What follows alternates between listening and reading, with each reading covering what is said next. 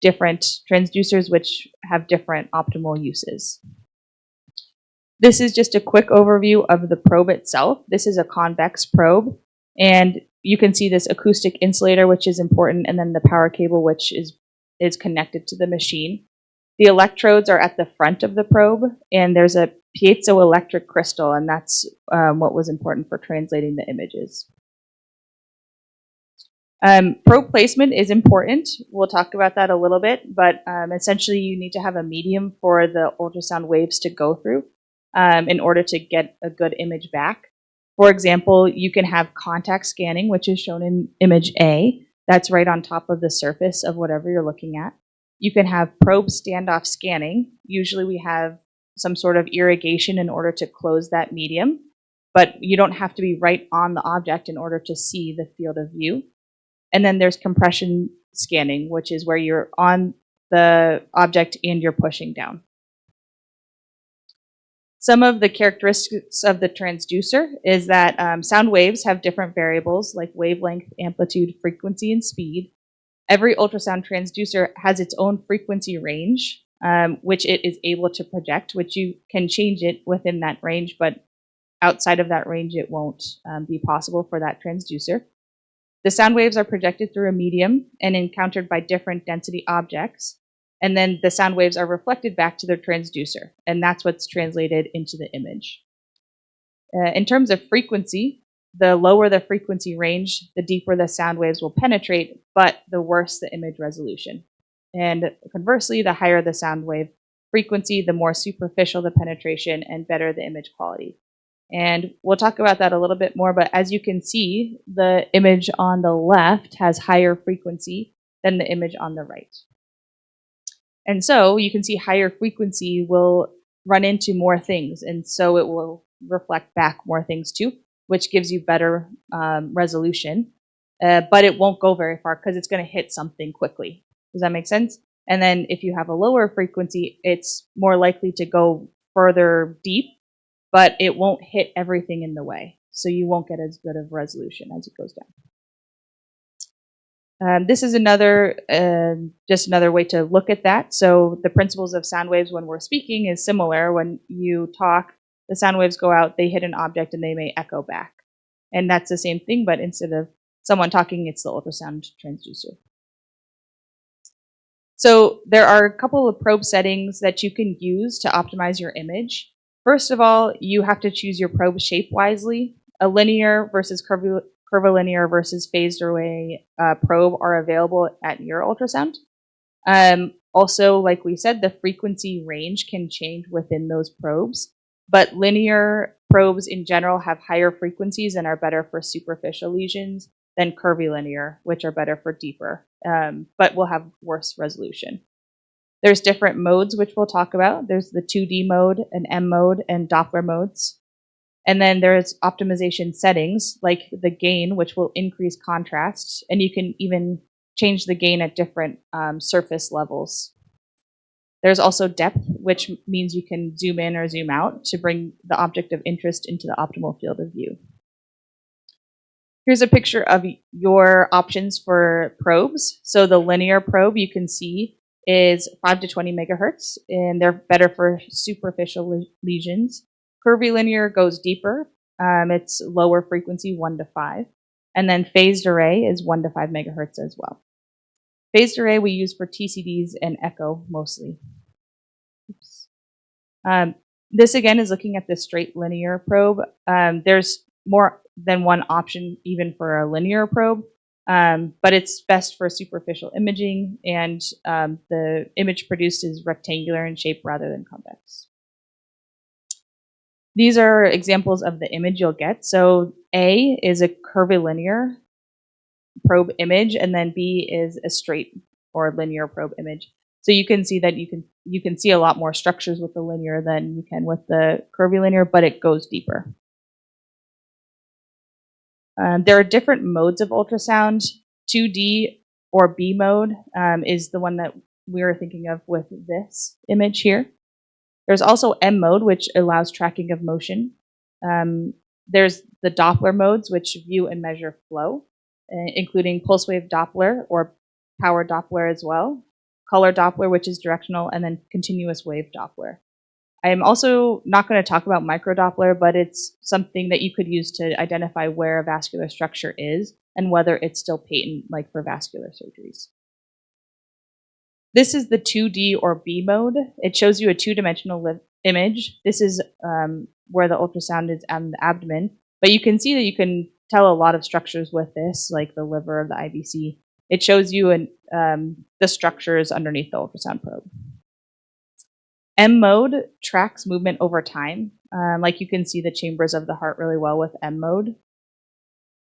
And then Doppler is here. You can see the color mode. Red is towards the probe by convention, and blue is away from the probe by convention. Power color just shows intensity.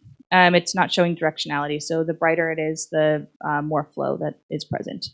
And then pulse Doppler mode is what we use with TCDs. It measures the flow over time and gives you a read of that. These are some examples of intraoperative use of the ultrasound. Some people are using even intraoperative brain lab navigation and ultrasound as an adjunct in order to look at the lesion better. You can see they're showing that they put the ultrasound probe, the red arrow is onto the lesion itself. This is a picture of an intraoperative lesion. You can see the brain surface and the ultrasound probe on top of it, and then you can see the ultrasound image, which shows the lesion just under the surface of the brain. In this study, again, I just wanted to show you that this is kind of what they're using it for in some places. You can use the brain lab navigation in order to know where to point your ultrasound and to find your lesion. So then it shows you an image of what the lesion looks like. Here's a preoperative and postoperative ultrasound of this posterior fossa lesion. You can see this hyperechoic part of the ultrasound here, right there. And then I'll show you after they do the surgery, that aspect is clear. So they had a good postoperative image on the MRI. So the ultrasound can show you when you have gotten all of the lesion or haven't gotten all the lesion. Same thing with this. You can see all the places on the MRI that you can see with the ultrasound. It's good for when navigation is no longer useful, like with brain shift and things like that. Ultrasound will always be in real time. So that's a helpful use of that. And then in pediatric ultrasound, I'll just point out that there are standard views that they will obtain, and that can be really helpful for assessing a baby. And that, I think someone else is going to cover pediatric ultrasound, so I won't go too far into that, but it can show you your normal anatomy in the sagittal and coronal planes. And that's all I have. Thank you very much for having us.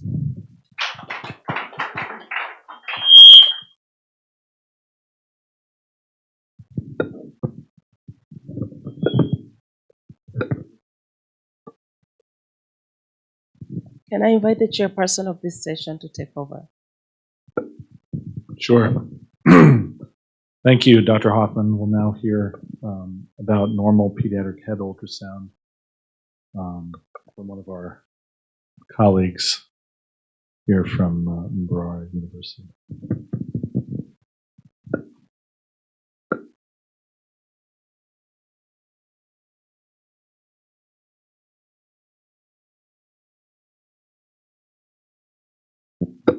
Never mind. We have a change in the program, so I'll be the next speaker.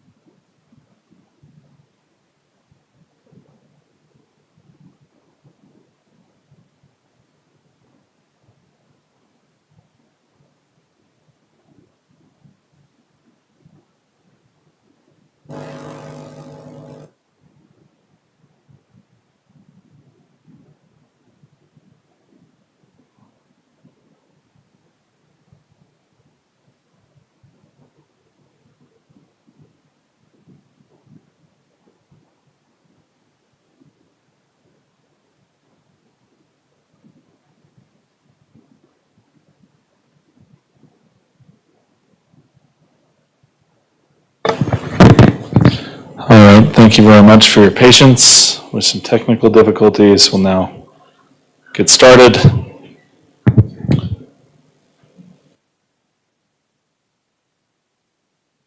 Ultrasound, surgical anatomy, and techniques to visualize the brain. So I'm going to give kind of a practical run through of how to use the ultrasound in an operating theater, the way to think about it, to go around about processing it similar to if you were to think about performing an MRI. There's certain sequences you need, there's certain sequences you need to review, and typically if you review those in a certain order, you're less likely to miss specific images and important images and sequences relevant to your pathology, and we should feel the same way in the operating room with ultrasound. And we think of intraoperative imaging techniques. It's a common neurosurgical tool used throughout the world. Main tools are things such as neuronavigation systems, which are based on preoperative imaging. This is affected by brain shift and other changes at surgery. Intraoperative systems such as MRI or CT are cost prohibitive and also only take a snapshot in time from a single moment at image acquisition. Fluorescence guidance can also be cost prohibitive and only shows what's happening on the surface of the surgical bed. It's typically only useful in certain types of tumor resection, such as high-grade glioma. Intraoperative ultrasound has some distinct advantages here, also some disadvantages, but some of the advantages are it provides real-time direct visualization of the brain. It can be used multiple times throughout the procedure to update your understanding of what's going on, can help guide therapeutic decisions. It's unaffected by brain shift and far less expensive than other intraoperative imaging modalities. It can be used to collect anatomic information of surrounding structures, flow in the vasculature. It can be actually coupled with navigation, which Dr. Hoffman already showed us, to improve understanding of brain shift and changes over the course of the resection and how that links back to the preoperative imaging. Some of the specific benefits, if we look at history, right, the first use Dr. Hoffman mentioned was in a spine case in 1978 in the cervical spine, an intraaxial lesion, which was the first time it could be visualized that there was a cystic astrocytic lesion in the cervical spinal cord of a patient. Brain parenchyma has specific viscoelastic features that permit actually exceptional ultrasound propagation. The beam's not attenuated by interposed skin and subcutaneous connective tissues, and it's real time. So you get a superb temporal and spatial resolution. So you can see what's happening in real time during the surgical procedure. It's especially useful for intraaxial lesions. It allows procedures to operate under direct ultrasound control. And there's lots of things we can do. Lesion localization in brain, spine, and peripheral nerves, guidance of surgical resection. You can adjust for brain shift, navigate for image updates, assess surrounding vascular structures, use it to assist in placement of catheters, lumbar puncture guidance, etc., aspirating abscesses or cysts, needle biopsy of lesions, or hemorrhage decompression, carry one malformation decompression control, spinal stenosis, foraminal stenosis, etc. There are limitations. One is a lack of understanding and experience using ultrasound in the operating room. Brain and spine imaging usually follows your standard panoramic orthogonal planes, coronal, sagittal, and axial, and the visualization you get with the ultrasound is dependent on how you place the probe and is often oblique in nature, and that can be confusing without experience. And also demanding because you look at that keyboard and some people get intimidated from the keyboard because of the myriad of settings that can be changed and adjusted, and what do you do? So it's good to understand presets and set as many as possible so that, and learn the basics of what needs to be done. And really it boils down to about 3 parameters that you change on a typical B-mode ultrasound. But it's considered, because of these things, it's operator dependent. There's a steep learning curve. It takes time. So you have to be patient through the process of learning. recruit assistants from radiology, especially to help guide early learning acquisition in the operating theater. Image quality is affected by small acoustic windows. If you have air, if the table is positioned such that there's too much air, you might not be able to see anything, and we'll show some of the other objects in the field that can cause artifact that can be difficult to interpret, such as blood products, edema, hemostatic material like Surgicel or gel foam prior radiation or surgery, etc. Some lesions like microabscesses, diffuse white matter injury, encephalitis are actually not well visualized by ultrasound. Others like microcalcification are actually better visualized on ultrasound than on CT or MRI. And this is just a broad scope of whether things have a low echo or a high echo on ultrasound. When we think of the brain, water cysts are at the low end of the echo, and things like choroid plexus, dura, scar tissue are on the high end and quite bright, similar to bone, where you have a bright signal and then complete drop-off behind it because no sound waves travel through the bone. And then here in the middle, as you can see, tumor, cortical tissue, subcortical tissue are all kind of around each other. But what you might notice, white matter is darker than gray matter slightly, but if you get contusion, if you have scar tissue, such as post-radiation, areas of necrosis, then things shift to the left towards a higher echo. Brain contusion also does, edema does as well, and start looking more like tumor, which you see in this range, and hence the reason for frequent checks with the ultrasound, especially for intraaxial masses, to help you understand how things change over time, what they look like at the beginning, so you don't confuse brain contusion or edema with a lesion you're trying to remove. Intraoperative positioning is important. We talked about that. So you need the device close to the primary surgeon.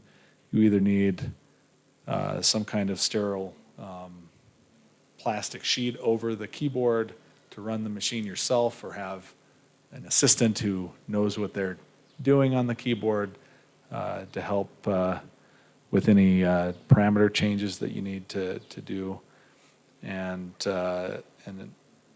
then, you know, if possible, if you can get a horizontal surgical field, that's super helpful. So you can fill the field with saline and get better ultrasound propagation and less artifact from the air. And then you need a craniotomy large enough for the probe that you plan to use. So you have to keep those things in mind. Main aim of B mode is to visualize the entire lesion and its relationship to surrounding structures. You typically start with a wide field of view with a deep field so that you can see midline, you can see the ventricles and help orient yourself to the scan, and then you zoom in and increase the resolution to get better quality images after that. And we've talked about, right, the main things to change are frequency, power, and focus. And frequency, Dr. Hoffman talked about a little bit already. Lower frequency lets you see deeper, but lower resolution. Higher resolution, you can't see as deeply, or I mean high frequency, but much higher resolution at high frequency. You can also change focus. Maybe you want to focus the ultrasound to get better resolution at a certain depth, say 3 centimeters into the brain, rather than right on the surface. And there's ways that you can change those parameters so it does this for you. And it can help. And this is just an example where you can see this is a low frequency scan at a high depth of field. We zoom in and then we increase the frequency, which is this scan here.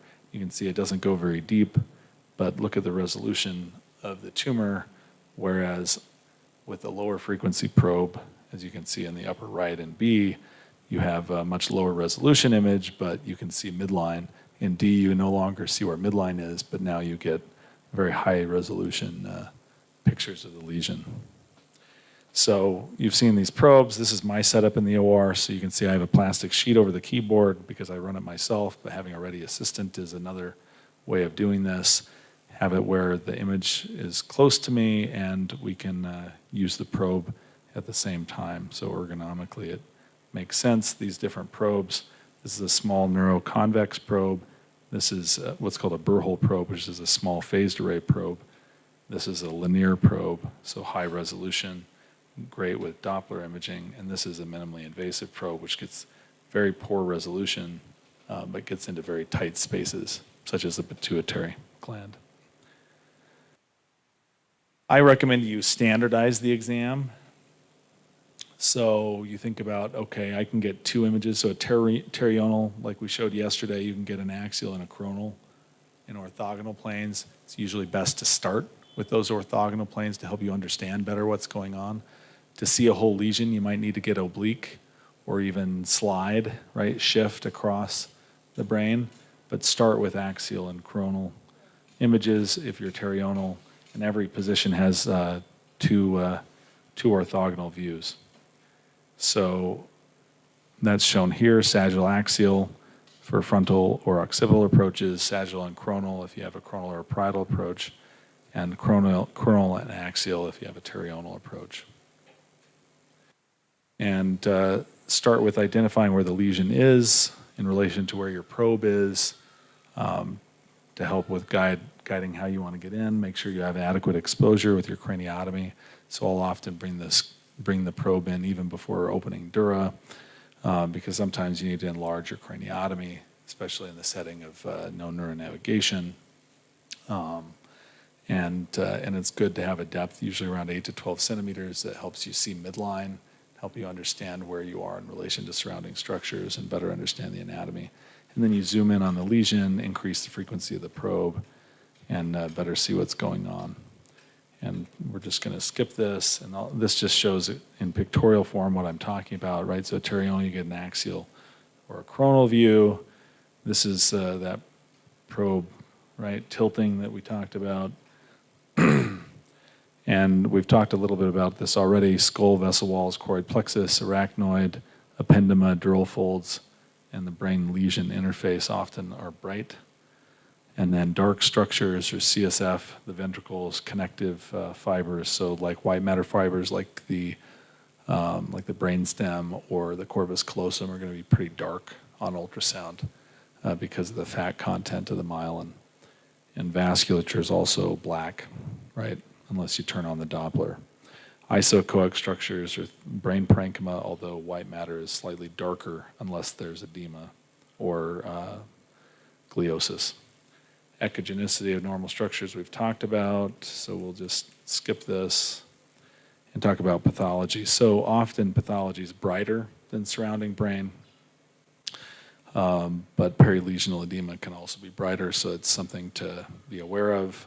And while acute edema is more like darker than tumors, so hypoechoic, it's brighter than normal white matter.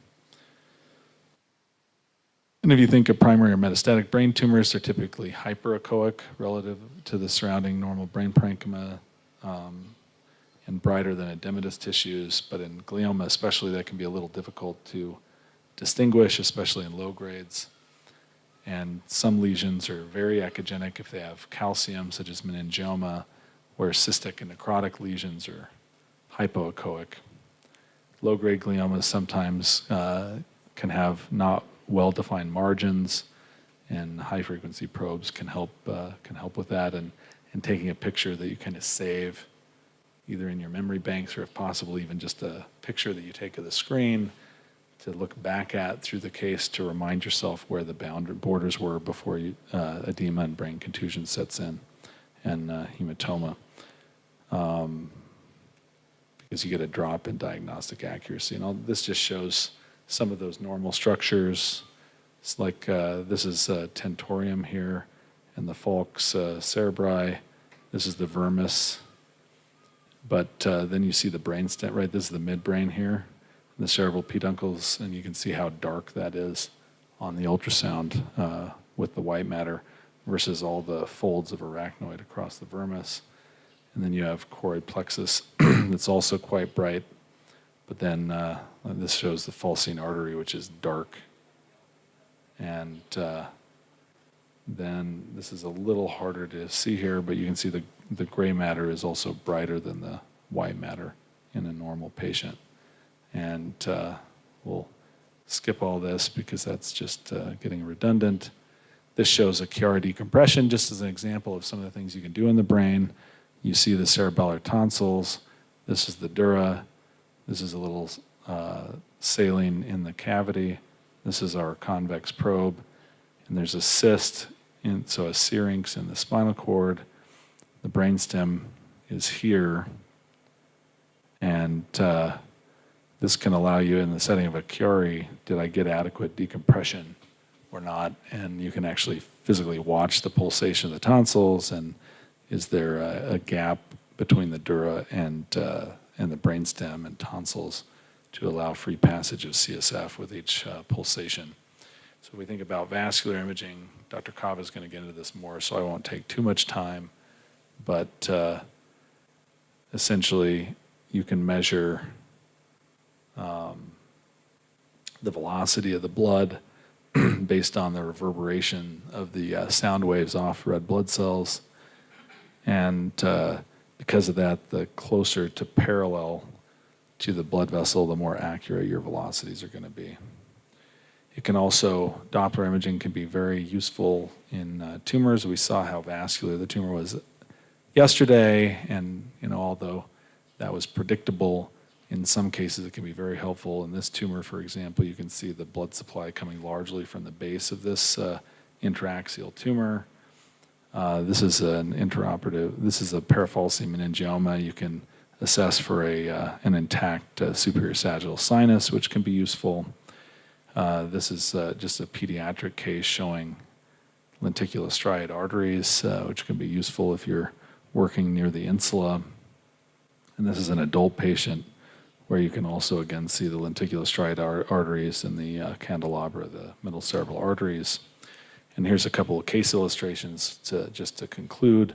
66-year-old woman presents with expressive aphasia and a right upper extremity weakness, was found to have this cystic mass on MRI. The borders of the mass actually were better delineated on ultrasound than they were on the MRI. And this proved to be a cystic brain metastasis that was quite symptomatic, with a pretty thick capsule, actually, which wasn't completely predictable from the MRI, but pretty obvious here on the ultrasound. After resection, you can see you do get some artifact here, but if you're following it several times over the course of resection, then that becomes obvious. And we got a gross total resection as confirmed by ultrasound, which was also confirmed on the postoperative MRI. This is a little Surgicel in the resection bed.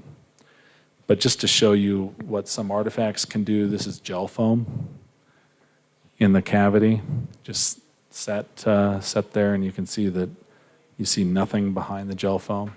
So even the use of hemostatic agents can become a problem. You have less attenuation with, this is a cottonoid put in place, but you can see, so normally if you go through fluid first, you get a brighter signal behind it because more of the sound waves pass through and bounce back than if you go directly on the parenchyma, and that's a very obvious artifact that's predictable. So as you can see here, this space, this is not as bright as it is at the base of the cystic cavity where it travels through fluid, but then it's attenuated again behind the cottonoid because the cottonoid reflects some of the, right, it's quite bright and prevents some of the sound waves passing through. So you just have to be aware of this being darker behind the cottonoid is artifactual. Okay? So here's another example. A patient had non-small cell lung cancer and then presented with left upper extremity weakness around the time of a fall, and was found to have this lesion, which was symptomatic with a lot of surrounding edema. And you can see this white matter is quite bright, brighter than you'd expect it to be. Here's the ventricle. This is choroid plexus on the ventricle. This is a sagittal view. And the tumor is right under the surface of the brain and has a little cystic component to it, but you see it's bright right around the border, so you can clearly see where the tumor border edematous brain interface is. And this is just another picture. This is post-resection. There's now a little increased edema where the tumor was removed, but the tumor was removed nicely. This is an example of a pediatric case with an abscess. Abscesses are quite hyperechoic at the margin and centrally necrotic. And so you'll see this cystic lesion that's quite hyperechoic, pretty easy to target with a small ultrasound probe for drainage, catheter drainage. This is an example of shunt placement. This is after. This is a coronal view. You see the two lateral ventricles, the third ventricle. This is the choroid plexus of the foramen of Monroe. And the catheter is not terribly hyperechoic, but you do see it, lose it in the fluid, but see it distally where the side holes make it more echogenic. But if you have the stylet in, the stylet is metal, is going to be very hyperechoic, and you can actually, and this is a video to show you, you can actually watch the catheter go into the ventricle under direct visualization. So in conclusion, intraoperative ultrasound provides real-time direct visualization of the brain that can be used multiple times throughout a procedure to guide therapeutic decisions. And these images are unaffected by brain shift, far less expensive than other intraoperative imaging modalities. And it can be used to collect anatomic data of surrounding structures, flow and vasculature. It can be coupled with navigation to improve our understanding of brain shift, completeness of resection, some complications or other changes that occur over the course of the resection. So best for it to see from a complication perspective is hematoma. It's like a subdural hematoma or a deep intraparenchymal hematoma. It can visualize stroke. It's not good at visualizing, but nor are things like intraoperative MRI. So there are limitations. There is a steep learning curve to this for correct ultrasound interpretation, so frequent use and training coupled often with radiology assistance with radiologists who are experienced in the use of brain ultrasound, which is typically in pediatrics, helps to improve and speed proper ultrasound use and interpretation in neurosurgery. Thank you very much.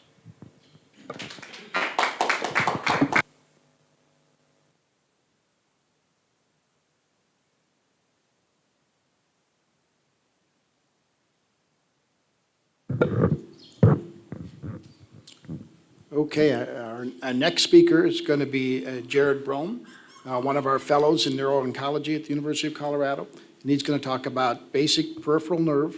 Oh, I'm sorry. Our next speaker is Peter Witt, one of our professors in spine at the University of Colorado. He's going to talk about basic spine semiology and surgical anatomy, pathology of the spine.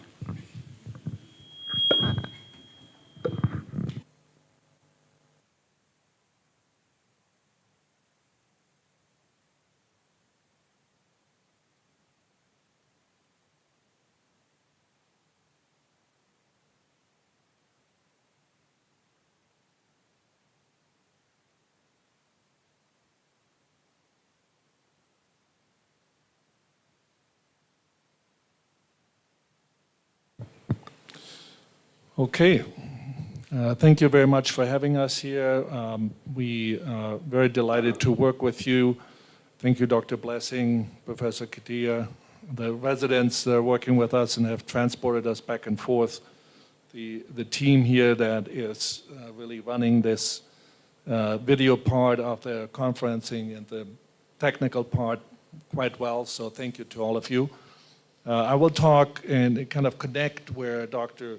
Ormond left at the point of cases in ultrasounds.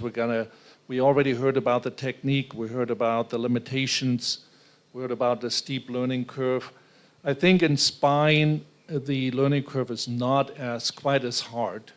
We have mainly really two planes that we're concerned about, and that is the sagittal plane and the axial plane. I want to show you in the view of 9 cases here how I use it quite frequently. We talked about the technique here.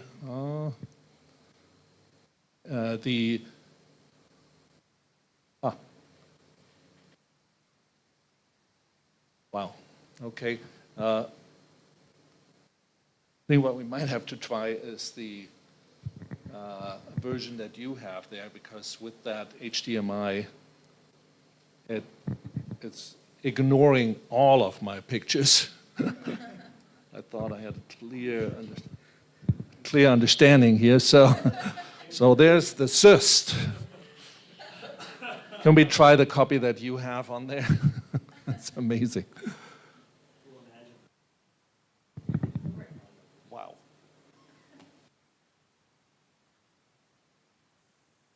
Interesting. Okay. It has completely erased all the videos in there. Let's see if we can find them again. It's on that hard drive. Spine ultrasound. It's on the neurosurgery conference hard drive that I gave you. So if I go to spine ultrasound here, there's the talk. But I wonder if I needed to first connect.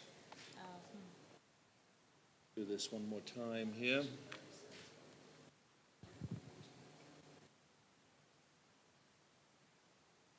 Let's see if it works now.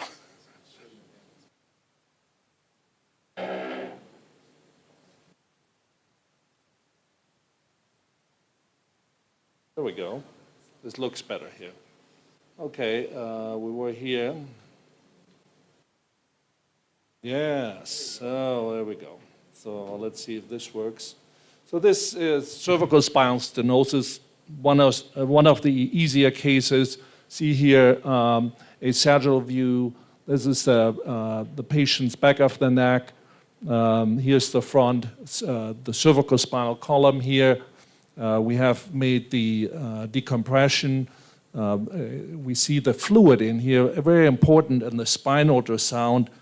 As Dr. Hoffman pointed out, it's a stand-off application. Stand off the spinal cord is the main point here. There's no contact and no pressure on the spinal cord. So that's really the only mode it works. You can't use it unless you have a fluid cushion here. And one of the problems is with the spinal cord is we have very little space, that one might observe the ultrasound machine and the screen at the same time, with the other hand go in and out of the exposure, and it's very important right from the beginning to keep that distance from the spinal cord, because just a little pressure on the spinal cord, as we all know, and we don't need to do the surgery anymore. So I want to show you here how the spinal cord is pulsating. After the decompression, we see it running over the disc here in the front, but we see how much space there is in the back. But then on the axial view, we see that there's still some work to be done.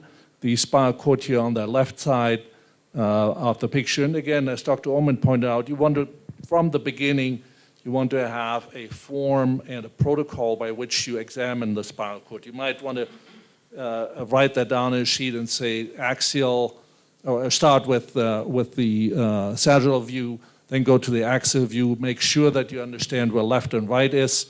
In the spine, due to its size and the fact that you're using water as a medium, you get some space where you can orient yourself by moving left and right and up and down, and you know which side is which without having to have the orientation of the probe correct. But you want to make sure that on your picture you know where left and right is. On the next slide here, we get to another case. This patient presented with a thoracic arachnoid cyst as diagnosed by worsening neurological symptoms, weakness, unsteady gait. This is in the thoracic spine, and on the MRI it was very hard to detect. We detected the cyst, or the tethered spinal cord, with a CT myelogram. But on the ultrasound, again, it really shows as a small collection here in the back, posterior, and then on the axial view, we have that same small cyst sitting off to the right. So Again, ultrasound becomes very helpful once you're in to know where are you over that right area.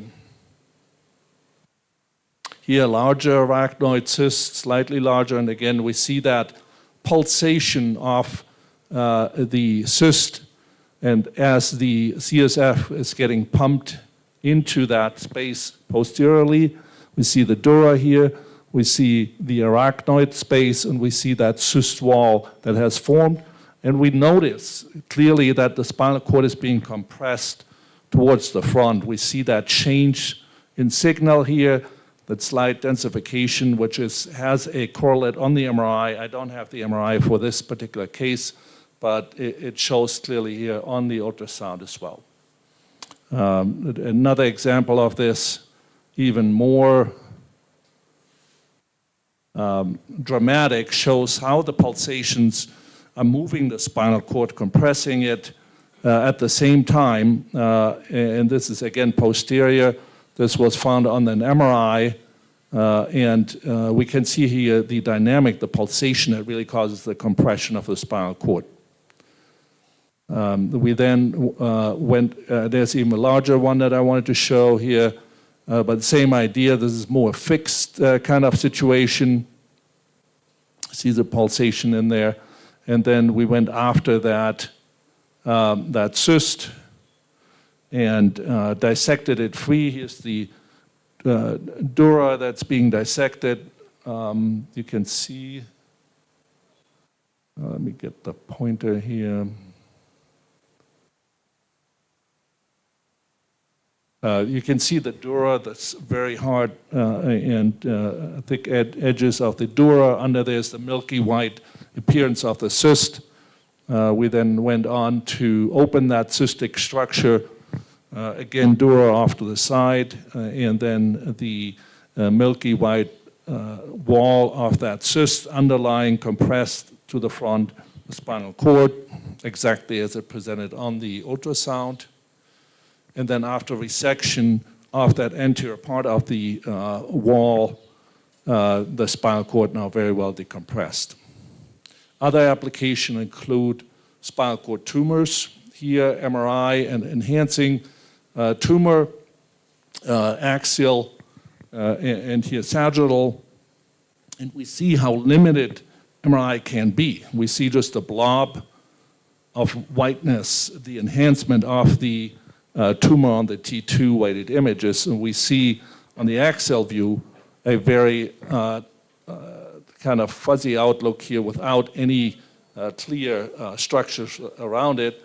On the corresponding ultrasound, now after we did the decompression, we have a little bit better idea of the local appearance of this tumor, of its borders. I'm going to play this again here.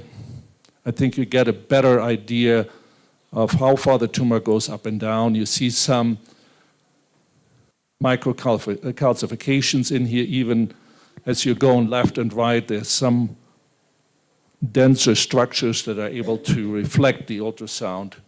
More so on the axial view, again, we see that tumor up and down. Here we see the border that is developing left and right, and that helps you making the decision. Have you resected enough of the tumor towards the end of the operative case? Because you have a clear picture of how things look before you even get into the spinal cord. Here's another spinal cord tumor that presented in an unfortunate young man who had lost his lower extremities over time. We have these T1 weighted images without any contrast enhancement. There was a faint little contrast blur in it. We decided with him together to do a spinal cord biopsy. Again, the question is always, are you getting into the right tissue when you're in the spinal cord? And we went on to do the posterior laminectomy. Here on the right side, we have the sagittal view, and we get to see the lesion in there, and we see how it is presenting itself really as a mass more so than on the MRI. We see in the axial view the same structure with its cystic component in there. The dark part is a small cyst that surrounds this tumor. We did a biopsy. Unfortunately, it was never enough tissue to really get a final diagnosis. Even after 2 weeks of staining, we had enough tissue to feel like that we were in the right area. But the tumor presented during the surgery more like a glioma rather than anything else. For that same tumor, we were able to really look at its vascularity here. I used the Doppler mode. We're able to show some large draining veins here anterior to the spinal cord. And then in the axial pictures, you see inside of that tumor some good amount of vascularity as well.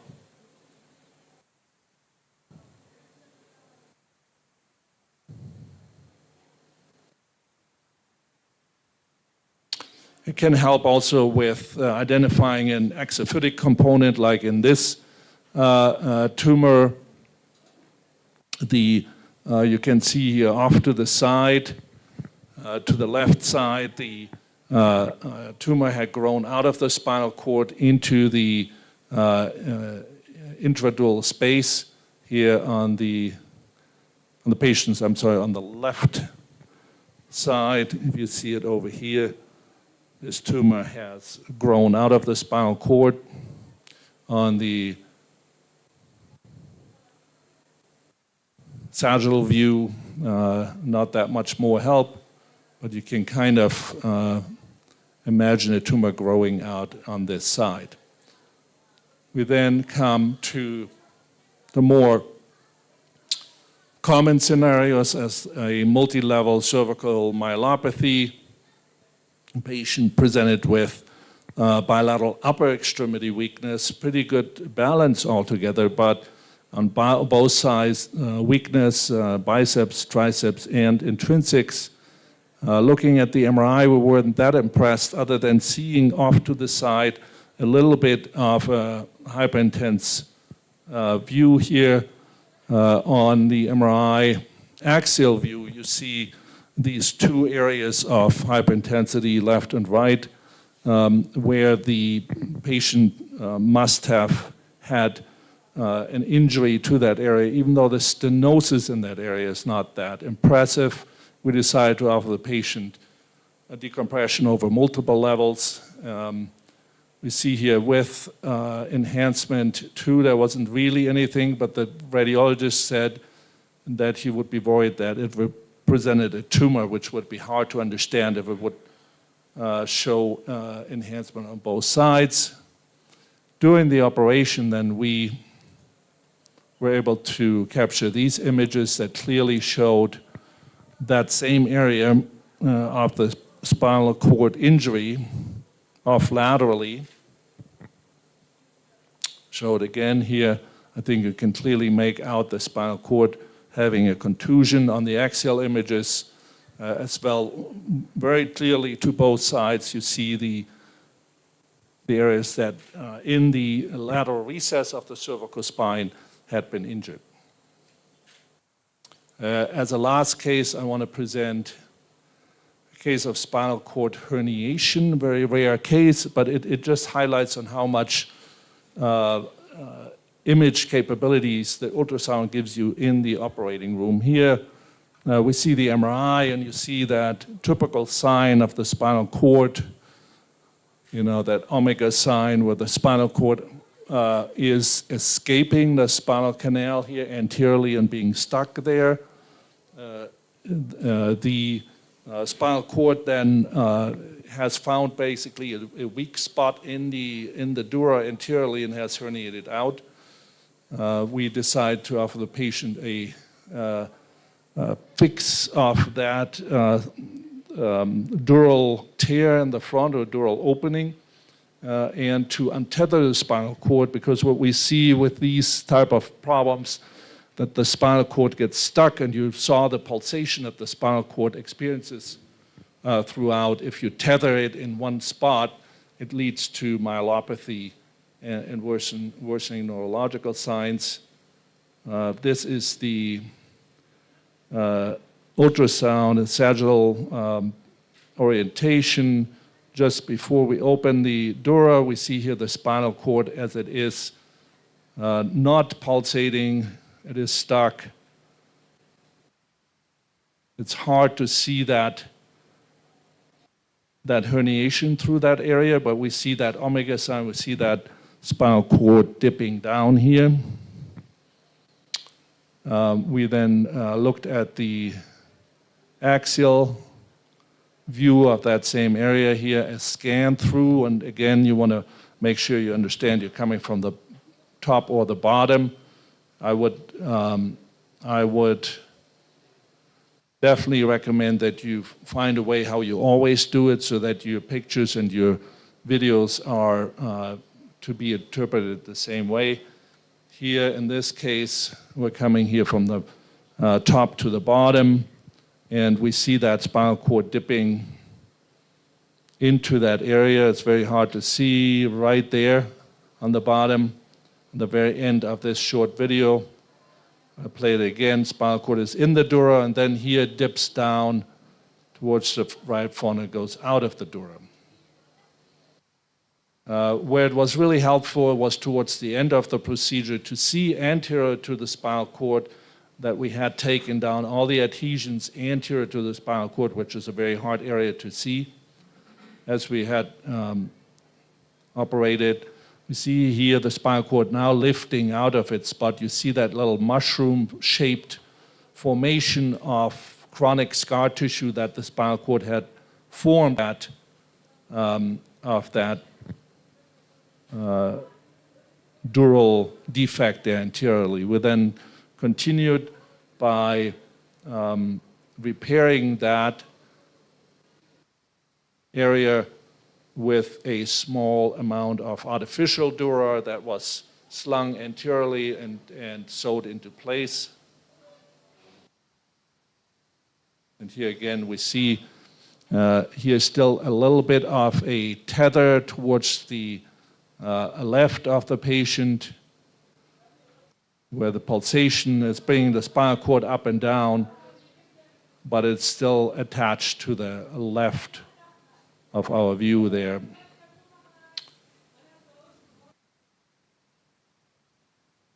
I think you saw that. It's after repair. And that was all that I had to say to that. So thank you very much. Questions and comments, I think we'll do later. Thank you, Dr. Witt. Next, we'll hear from Dr. Jared Brome on peripheral nerve utilization with ultrasound.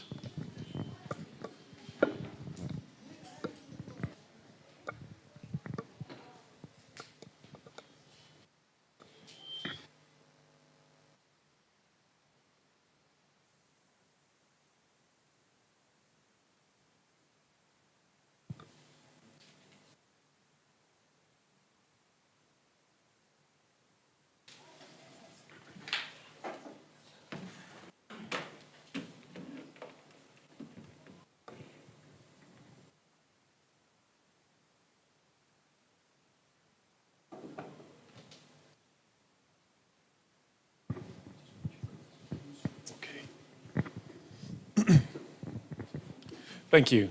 So my talk, semiology, pathology, and surgical anatomy of the peripheral nerves. So we've covered the central nervous system. We're now moving exterior to the peripheral nervous system. And the objectives of this talk are to review the basic ultrasound anatomy of peripheral nervous system, examine anatomic relations to help in the localization of the peripheral nerves on ultrasound, and demonstrate ultrasound diagnostics and peripheral nerve pathology. So let's start with normal peripheral nerve ultrasound characteristics. The transverse cuts, which you'll see in the upper picture, appear as small hypoechoic area separated by hyperechoic septations. They call this honeycomb-like, as you can kind of make out or appreciate. It looks like a honeycomb. So the hypoechoic areas represent the nerve fascicles, while the hyperechoic septations represent the interfascicular perineurium. Longitudinal sections have a fascicular arrangement. However, they give this bundle of straw appearance that you'll see described in the literature.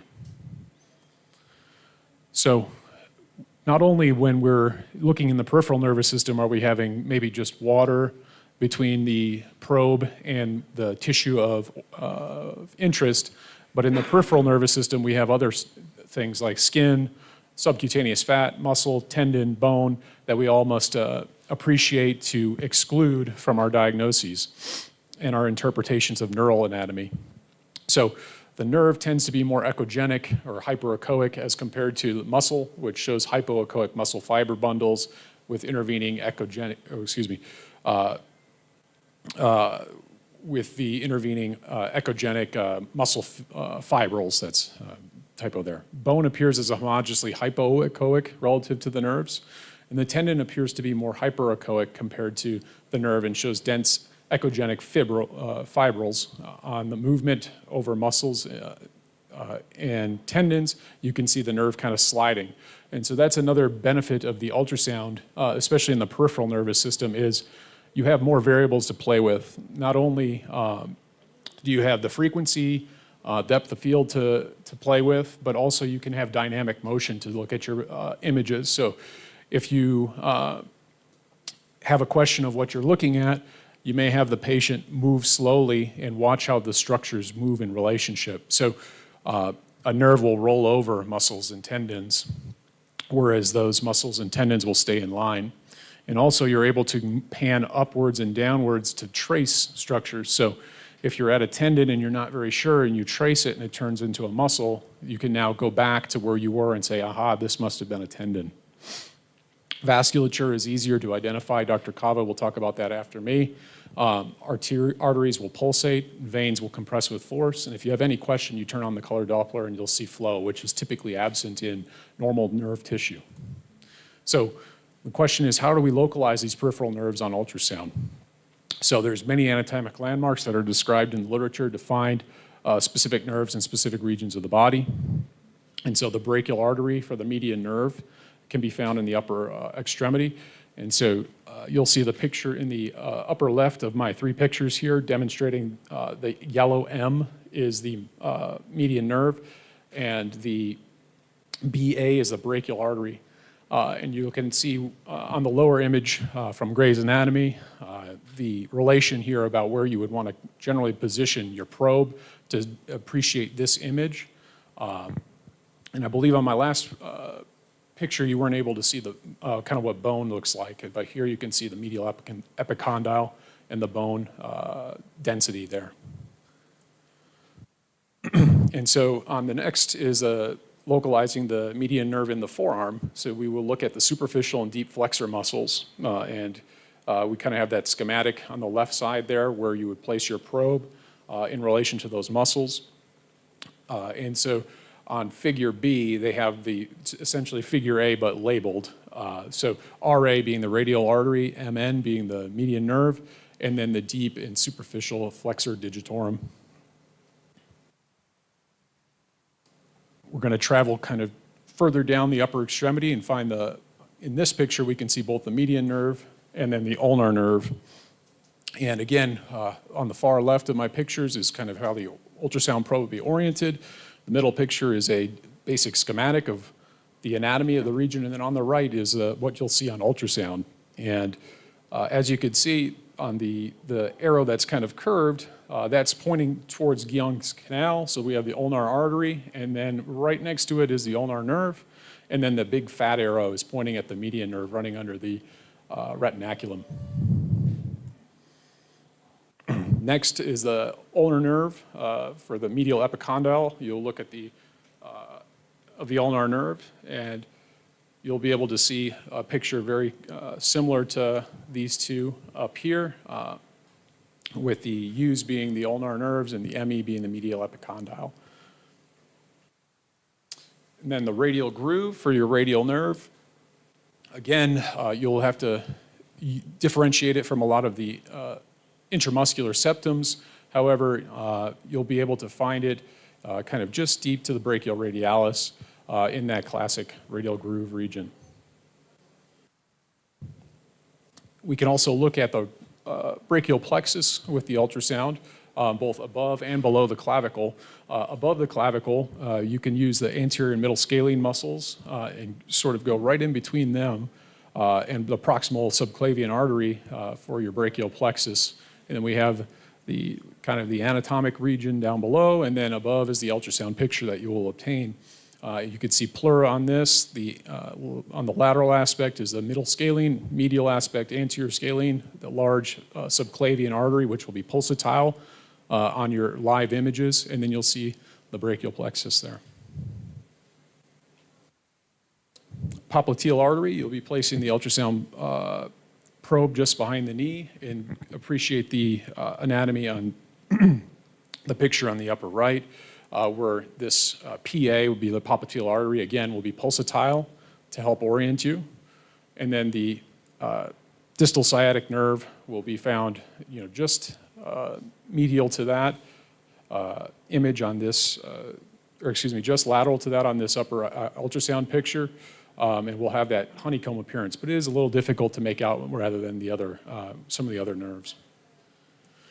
The fibular head, a common spot to start for the fibular nerve to begin whether you feel the pathology may be distal to this or proximal. The fibular head will help you identify the fibular nerve. As you can see, the bone of the fibular head here, and then the nerve, the honeycomb appearance just above. And then the posterior tibial artery it provides you an anatomic relation to the tibial nerve just behind the ankle. Again, you'll see that posterior tibial artery pulsating, and the nerve will be just right next to it. And then here's just that last shot that I had mentioned earlier. If you go more distal to see the trunks of the brachial plexus subclavian, this is a subclavicular view that shows you the lateral posterior medial trunks as well as the axillary artery and axillary vein. So now we've gone over the normal, let's go and discuss the pathology. So pathology in peripheral nerves has a diverse range of etiologies, including trauma, neoplastic, compressive, autoimmune, infectious, and dislocation to the nerve sliding over an anatomic region such as the medial epicondyle. Ultrasound has a role in acute and chronic diagnostic phase of the pathology, also with treatment. Nerve enlargement is an important diagnostic marker, and abnormal nerve quantification of the nerve size is essential. So the cross-sectional area of a nerve can be measured on transverse images, and the diameter can be measured on the longitudinal images. So you want to hold the transducer perpendicular to kind of slice in an axial fashion for the measurement, and then also you want to be able to find on a long section areas where there's the smallest portion of the nerve to give you kind of your baseline. And you'll find that easier and equivalent of like a sagittal of the spinal cord. Both flattening and swelling of the nerve can be pathologic depending on the condition. So you'll see flattening like in a carpal tunnel picture versus inflammation in other etiologies. So neural edema can show loss of echogenicity and then loss of that honeycomb pattern. There's also increased vascular flow on pathologic nerves due to congestion. And I remember I said normal shows no flow. And this is a very subtle thing that in the literature that I read, typically you have to turn the gain up quite significantly to appreciate that vascular congestion. So traumatic peripheral nerve injuries. So electrodiagnosis is the main tool for diagnosis and assessment of the traumatic injury. However, the determination of degree and type of nerve injury in traumatic neuropathy is important because the treatment of the different degrees and types can differ. And as we know, immediate electrodiagnosis is usually not adequate or does not localize our lesion, and it can miss some things in the very acute phase. So ultrasound can play a role in that, not only in aiding in the more chronic setting, but also in the acute setting. It can provide you an early look as to what may be going on. So dynamic ultrasound imaging may also help with decisions regarding surgical intervention in trauma cases.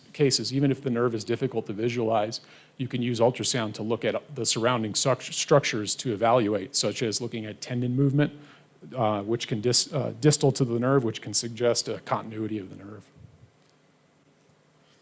And this is just a schematic to remind us of the Sunderland criteria classification. And this is a very good publication. I'll kind of go through the next few, their examples of how they're using ultrasound and correlating it with Sunderland classifications for management purposes. So this is a ulnar nerve in a 72-year-old with a diagnosed EMG with mild ulnar neuropathy with minor trauma from movement. The ulnar nerve shows mild dilatation distal to the cubital tunnel. So that's that congestion. The echogenetic epineurium, the solid lines, and perineurium are not disrupted, and the caliber of the fascicular edema is mild, which is compatible with a grade 1. And then here's an example of a grade 2. I'll point you kind of at picture B, which is going to be the most important. So B compares the normal adjacent fascicle, which is the yellow arrow, and then the purple arrow is the edematous fascicle. So you could see that enlargement relative to the normal anatomy in one shot. Grade 3 injuries in a pseudoneuroma in a 52-year-old with neuropathic changes on EMG with chronic nerve impingement. Shows a fusiform enlargement of the radial nerve, the level of the spiral groove, and hypoechogenicity indicating diffuse fascicular edema, and no linear internal echogenicity, representing an intact perineurium. And the echogenic epineurium is intact, and no neuroma is evident, so that was suggestive of a grade 3 injury with a pseudoneuroma. Grade 4 and grade 5, or excuse me, these is just grade 4s.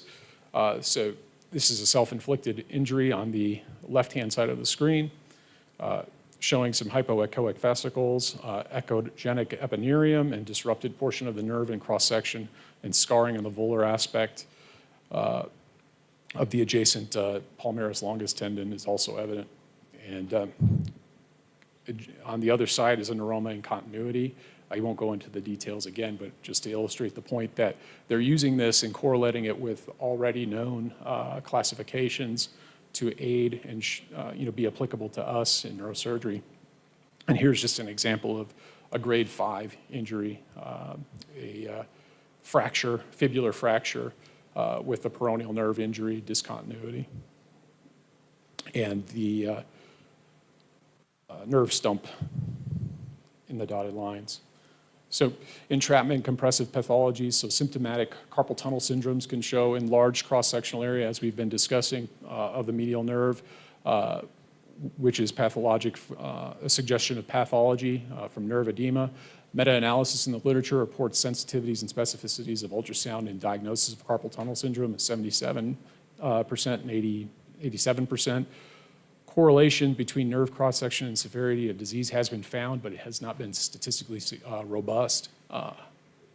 And also in the ulnar nerve, increase cross-sectional area as well, it has a high sensitivity, much like the median nerve in the carpal tunnel. So definitely use in entrapment pathologies. Tumors, so most common benign tumors are schwannomas and neurofibromas. Ultrasound is very difficult to differentiate between the two entities. However, there has been some association with increased flow on Doppler associated with the schwannoma. Almost all of these lesions, whether they be schwannoma, neurofibroma, are hypoechoic and homogeneous. And malignant nerve sheath tumors have a variable characteristics, but again can show increased flow on Doppler. So the top picture is showing a schwannoma. If you can appreciate the neural structure here, and then it's growing off the covering there, showing that homogeneous hypoechoity. And then the bottom picture is another patient, but the schwannoma demonstrating that increased vascularity that can be seen on some to help aid in diagnosis. The top is a picture of a man with neurofibromatosis with plexiform neurofibroma, so another very interesting nerve characteristics that you can see. And then on the bottom is just another example, an example of a malignant peripheral nerve sheath tumor. But all the reports that I saw, it's very hard to stereotype these lesions and have a reliable diagnosis based on ultrasound alone. Ultrasound has also been used in infectious neuropathy, in particular lepromatous neuropathy, which presents as diffuse nerve enlargement inflammation. And these can be assessed on ultrasound and as we've been mentioning, are detected as multiple enlarged and hypervascular nerves, which you can see on the figures. Hypervascularity can be an indicator for detecting suspected leprosy nephropathy because of the color flow Doppler seen, and it's a very diffuse signal. It's not just at the area of injury like these focal compressions or traumatic lesions. So, in conclusion, it could be used for multiple pathologies, and I want to thank you very much. Thank you, Dr. Brome. We'll now hear from Dr. Luis Cava, who's going to talk about vascular indications for ultrasound in the OR and ICU in neurosurgery.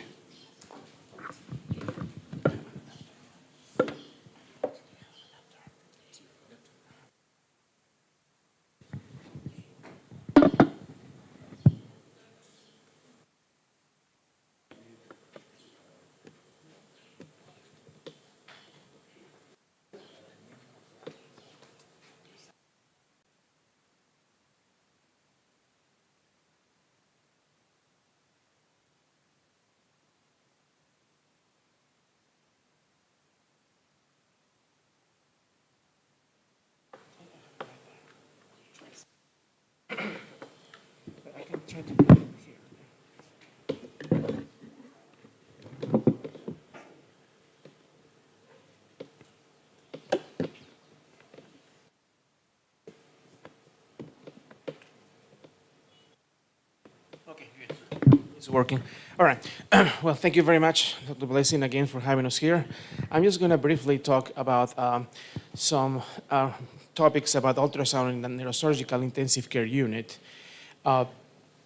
In the uses that we generally employ ultrasound, go from the more simple to the more complex ones, starting with, as you guys know, central line dialysis catheter placement, arterial lines, also for volume determination, for assessing how well the heart is actually contracting in our neurosurgical patients, also for ventriculostomy insertion and transcranial Dopplers for determination of cerebral vasospasm, and also with ICPs. And I'll talk a little bit more about the ICPs in a little bit. Some pictures here, how we use them in order to place central lines. The majority of our patients are, very systemically compromised as well, especially the ones with subarachnoid hemorrhage and the ones with severe TBI. So we usually tend to, have central access in these patients as well as arterial access. We also, because it's very important to know what the volume status of our patients are, especially as you know, somebody with cerebral vasospasm, it's in the best interest of the patient to be eubulimic. And the ins and outs, the central venous pressure, more often than not, is not enough to actually know what the volume status of the patient is. So we use ultrasound at the bedside to measure the collapsibility and the diameter of the IVC, the inferior vena cava, and also we look, really quick in the heart and see how the left ventricle is contracting, and if there is, some signs of hyperdynamic state, which will tell you that the patient is basically volume down. Also, we have used it for insertion of ventriculostomies at the bedside in the ICU. The majority of the time, we do it if the patient has already a decompressive hemicraniectomy and they need an insertion. That can be sometimes difficult, when the bone is not back there. So when you're trying to pass the catheter, it's going to bounce against the ependymag, don't necessarily going to go directly in. So ultrasound definitely helps. Dr. Ormond is using now as well some ultrasound permissive plates, for boreholes that can be potentially used as well at the bedside to insonate intracranially and be able to, place a ventriculostomy.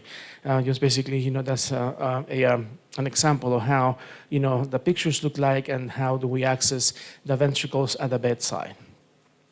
Now I'm going to talk briefly about cerebral vasospasm. Is another, pathology in which we use ultrasound quite a bit, especially transcranial Dopplers. cerebral vasospasm is a condition that ensues following suprarenal hemorrhage, following trauma, and also infection conditions. Meningitis can also cause cerebral vasospasm. And basically, we insonate through the skull, and we obtain a waveform like the one that I'm pointing out here, and I'll explain that in a little bit. Mind you, though, that the ultrasound is not going to replace your actual cerebral angiogram, which is a definitive diagnosis, for cerebral vasospasm following suprarenal hemorrhage. This is the report that we usually get, and I'll explain that. Those are the numbers that we obtain from the ultrasound. And this is basically different modalities in which we use, to assess the intracranial vasculature. You can go, supraorbital, and the most common one is transtemporal, but you can also do it from the back, just right below the occiput in order to assess the posterior circulation. And we identify the vessels based on the depth, or the distance from the vessel to the ultrasound probe. Another schematic right there just to show you how we insonate the vessels.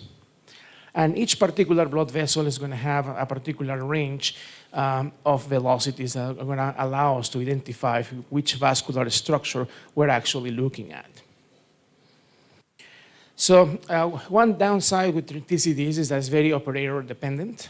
Requires a good amount of training of the person that's doing that in order to have consistent reads, and that's always, even in our setting back in the US, something challenging to have, all of our technologies to be able to have the same quality of assessment and skill in determining, the parameters of transcranial Doppler.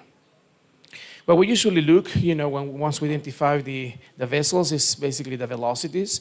If the velocities are above a certain range, then we suspect that the patient may have gone into the constriction of the artery, and that those parameters can also be defined, for the Lindegaard's ratio, which I will talk about in a little bit. This is a quick schematic on how the diameter of the vessel correlates with velocity.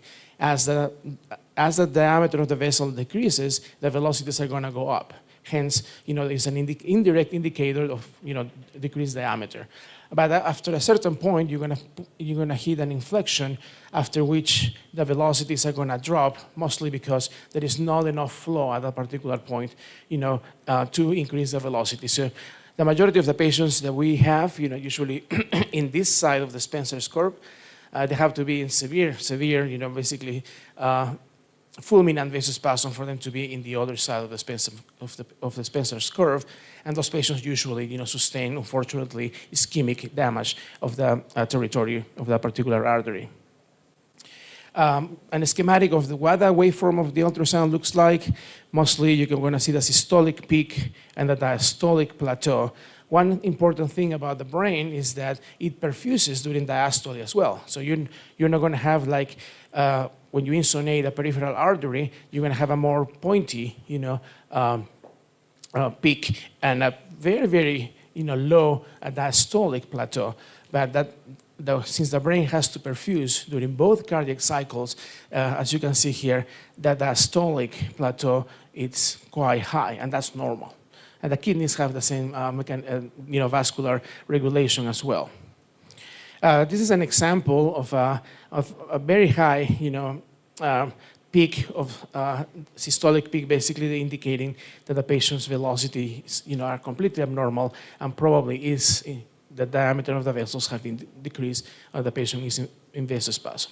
These are just some formulas for the parameters that we use, and normally for the MCA, which is an indicator that we use more often than not, when you have a mean flow velocity of 120 with a peak above 200, it's an indication that the patient may be going into spasm. And also, we compare that with the Lindegaard's ratio, which is basically comparing the velocities of the MCA with the velocities in the extracranial ICA to make sure that there is not an actual hyperdynamic state that is driving the peak velocities up.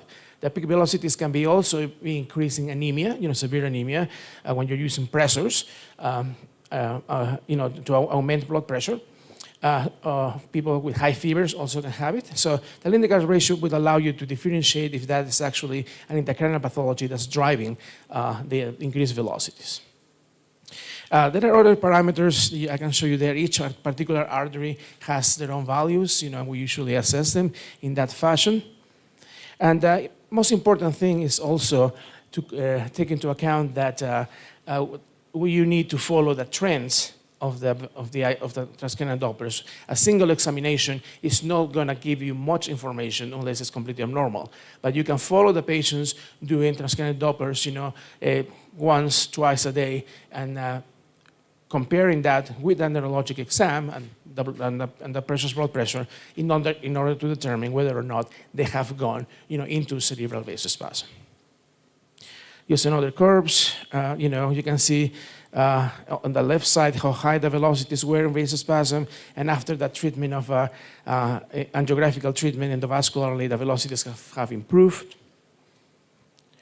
And I'll talk about the PI in a little bit, but also another utility of transcranial Dopplers is when you don't have access to invasive ICP monitoring. It can also be used for it.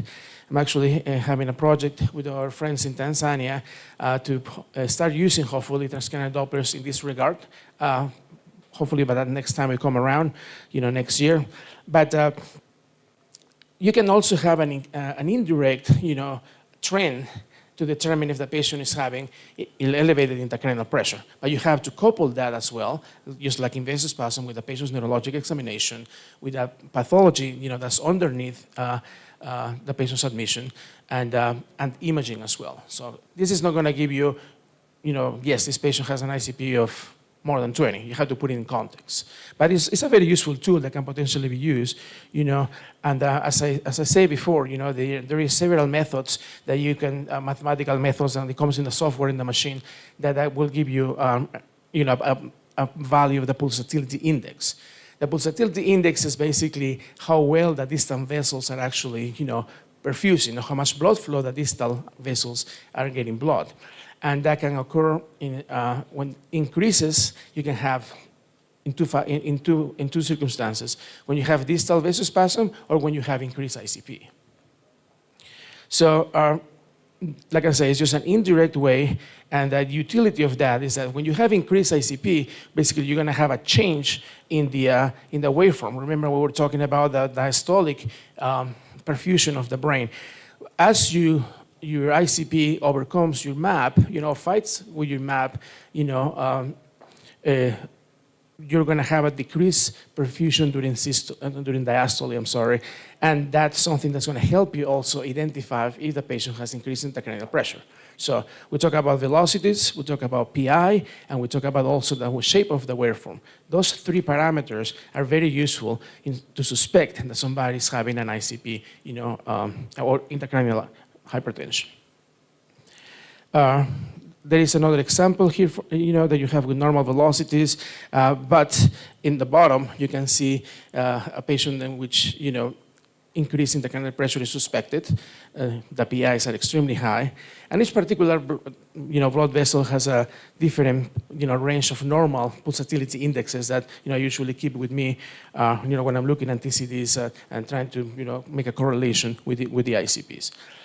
So in general, also, like in cerebral vasospasm, what you need to do is follow the trends. And as you can see here, there is a good correlation in studies that have been done on TCDs and invasive ICP. This is on the top of each one of the graphs. You can see there is an increased increased trend of an invasive ICPs that does correlate, with the, especially in the graph, on the graph on the left, it correlates with the increase of the pulsatility indexes in transcranial Dopplers.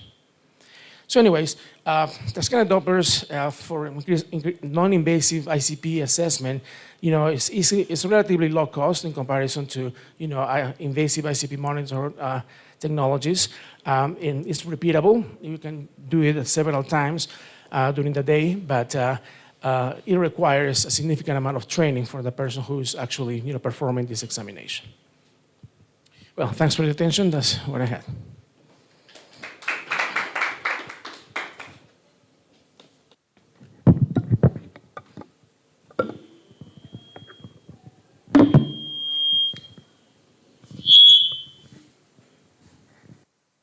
Okay.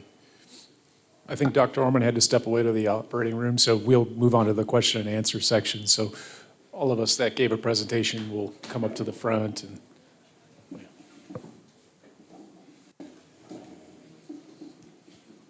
yeah, I'll have.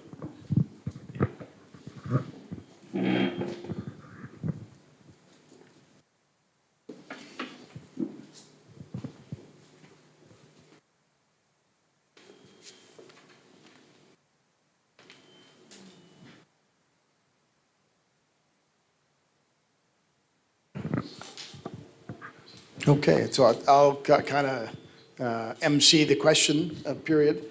We're open for any questions people would like to pose about ultrasound at all.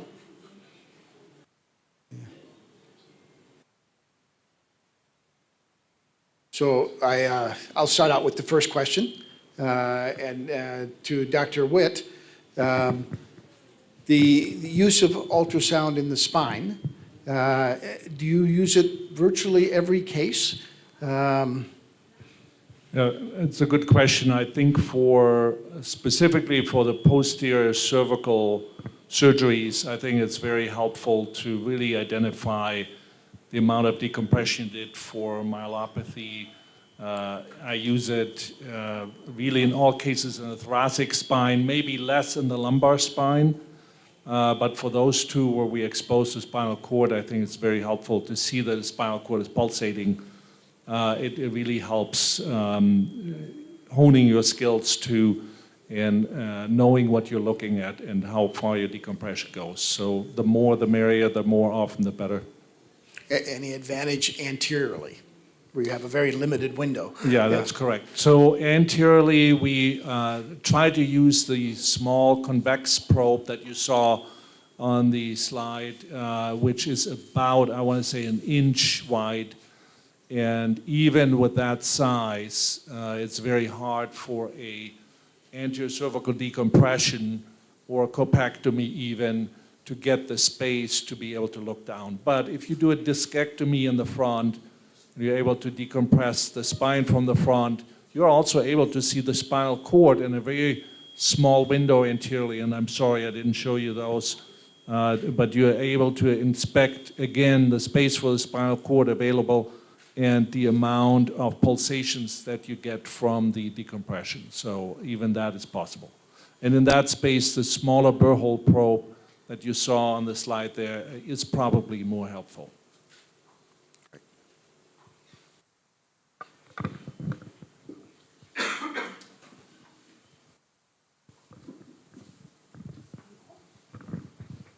Thank you for our presenters this morning for the wonderful talks. I just have 2 questions and 1 comment. The first question goes to Dr. Witt.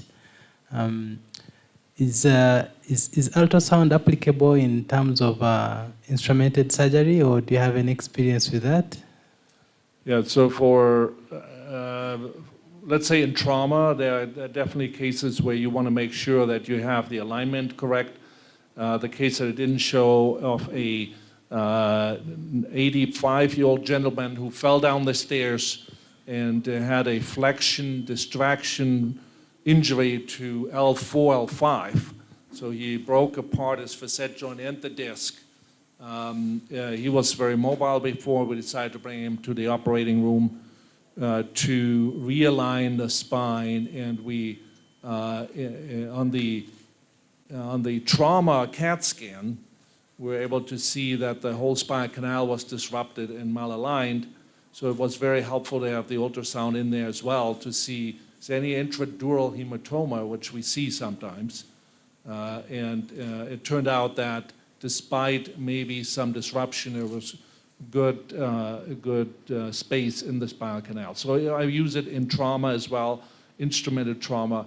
In the degenerative cases, we don't use it very much. It's really not helpful as we're using image guidance, stereotactic navigation on all of those cases. So instrumented, yes, in the cervical spine, thoracic spine, but not so much in the lumbar spine where we feel like we have a pretty good view and we're not constrained so much as in the other spaces. And the second one is basically to Dr.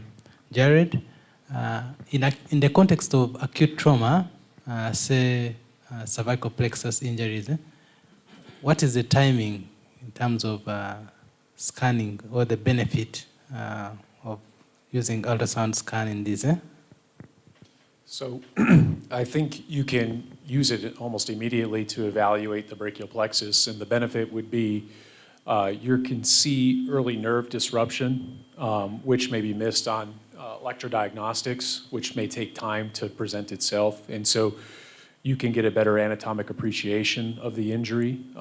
You obviously, off your physical exam, can speculate as to where the injury is, but you're able to actually directly visualize it and correlate it prior to EMG presenting. Thank you. The third one is basically a comment on just an addition to what Dr. Luis talked about. We're very glad, as you know, in our setup here, we do not do intracranial monitoring for most of our TBI patients. So I think the use of ultrasound scan as a measure of estimating maybe intracranial pressure through the transorbital scanning is going to be quite a new prospect in terms of management of our patients here. Thank you.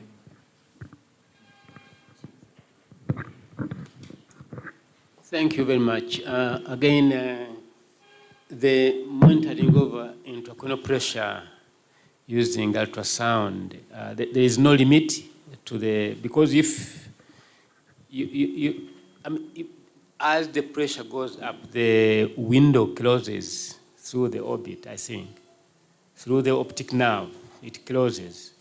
So there is no limit. You can use it from the beginning to the last. Or can you also scan through the skull? That's a good question.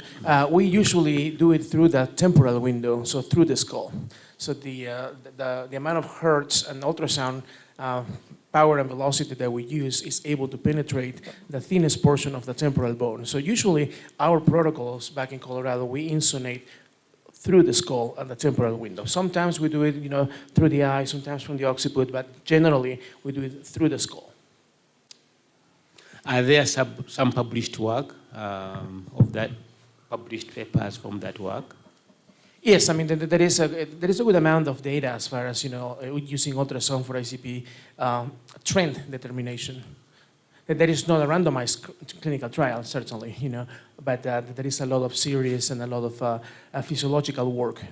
I think determining, how high the ICP is in somebody is going to basically have to be a prospective, randomized trial for sure, which we don't have just yet.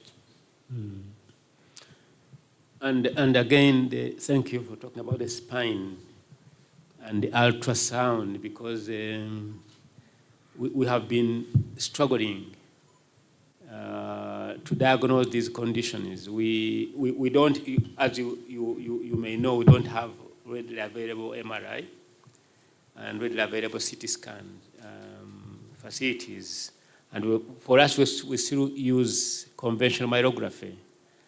And I know now the limitation of myrography, because you won't take it to the operating room. Ultrasound can be taken to the operating room. So I think it is going to be very useful in diagnosing and checking the reductions of spinal injuries, especially because for us, our biggest problem is spine trauma. And also as a follow-up after we have done the correction. And then in the recesses especially, because I still believe conventional myography has a very big role in the recess compression.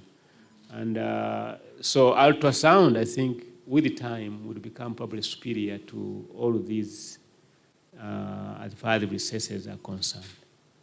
Thank you. The main problem with the spine is that you have to commit on the laminectomy and the opening. of it. But in pediatrics, there is opportunity that you can go in between the lamina still and have a small enough of an area that you can go through it. It's actually so that we have shown in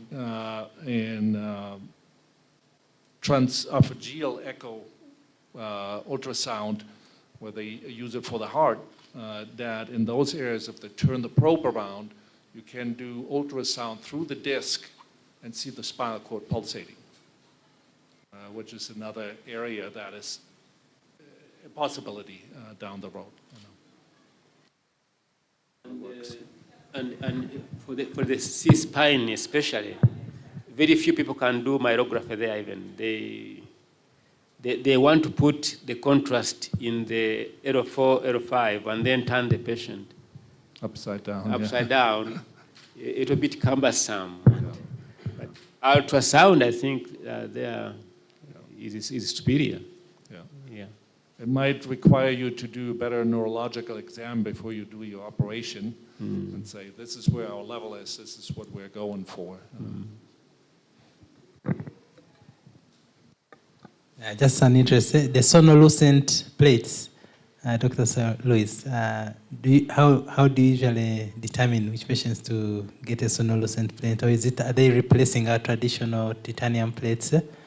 Yeah, that was something that probably Dr. Ormond can speak more to it. He's been using this product now for a few months, and at the bedside we have been able to, to assess the ventricular size, for example, through the plates, because they're ultrasound permissive. But yeah, he can definitely tell you a lot about it, or maybe Gerald as well. So I worked with Dr. Orman in his general reasons why he'll use it is a patient who, say, has a chronic subdural, and has a high risk of getting repeat subdurals, but is still relatively young, 50s or so. He'll place these sonolucent plates to cut down on the number of CAT scans that are required for follow-up.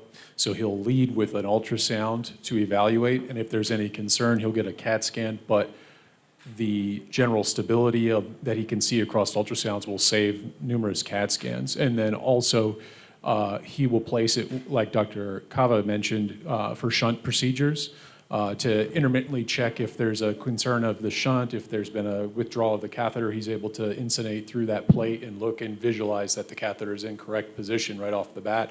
And also he can see if there's a change in ventricular size just based on that without having to get a CAT scan. So those are kind of his two main that he's using it right now. But as Dr. Cava said, it's very early, and he's kind of working out the kinks and where he's seeing benefit and where it has limited use. And I think ultrasound will have a very big role in the diagnosis of EBS paralysis. Post-traumatic EBS, is it called EBS paralysis? Eh?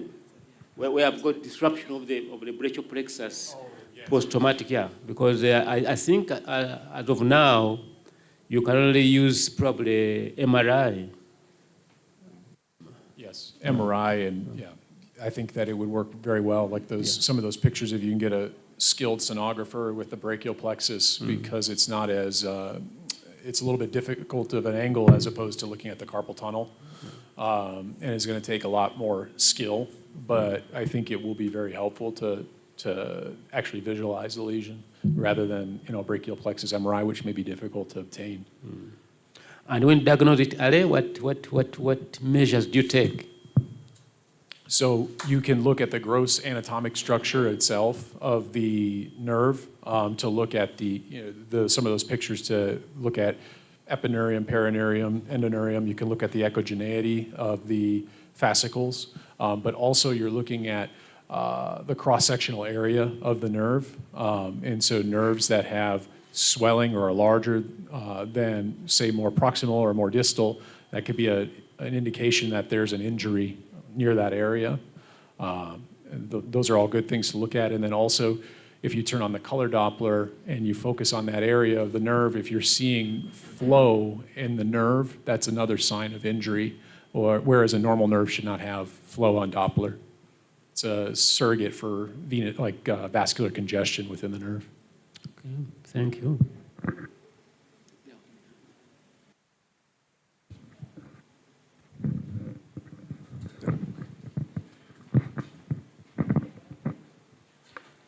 Thank you very much, presenters, for the wonderful presentations. I'm Derek Senyama. I would like to ask Dr. Witt about the situations where you say that you need to visualize a spinal cord tumor, but you don't want to apply pressure to the point, as it might be more devastating. So how do you overcome that?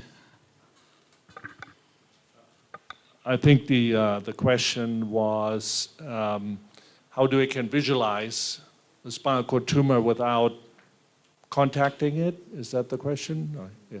Yeah, because when you're explaining, you say that perhaps sometimes when you compress against the tumor, it is more devastating. Yeah.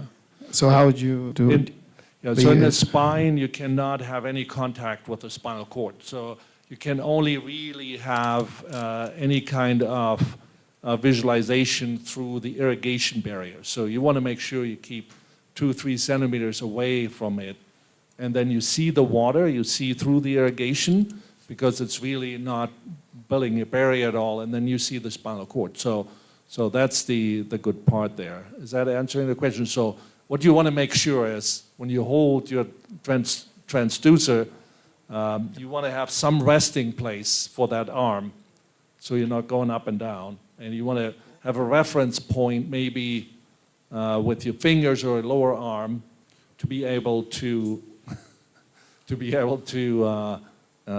not fall into that tumor. So rest on the patient's back, hold the probe 2-3 centimeters away from the spinal cord, have the irrigation in there, and make sure you're not too close. All right, thank you. Let me add one other point to that, is that the actual surgical site has to be very dry of blood, because if you have a layer of blood down at the bottom of that cavity, it'll obstruct everything you see. That's correct. So the blood definitely, and you see it in these ultrasound examples that I showed, you see that snow coming down. That is, debris in the area, even though we have irrigated that area out very well. The ultrasound tends to over-describe any kind of hyper-echoic structure. So any little piece of bone, any little piece of ligament that's still in there, plus the blood will give you this kind of snow artifact. So good point to that, yeah. Okay. I think this ends our morning session. Thank you to our speakers. Again, thank you to Dr. Blessing. Maybe you want to make a comment here? Thank you so much, dear speakers and residents and nurses who have attended this session. The patient, the operative case for today is basically already in theater. So as we conclude here, we shall head over to theater. And then I'll hand over to Angela for some housekeeping rules. Thank you so much. Let's have a round of applause to our presenters and all those that presented here today. Jessa, guys, where are you going? I'm standing right behind you. You're protected. Okay, I'm going to request us, before any communication, we take a group photo. And I feel that there's some masculine power here. So by vote of no confidence or confidence, Zainab, you're going to sit here with these men. And then I'll have a chair for Chief and then blessing. So my team, please, let's do as we agreed. You stay there, the gentleman. I think it's hot in here, so you sit there. We're adding chairs, no worries. So my team, Christine, where are you? We had agreed on how to organize this. Just stay where you are. Christine, where are you? Okay, I'll do it myself.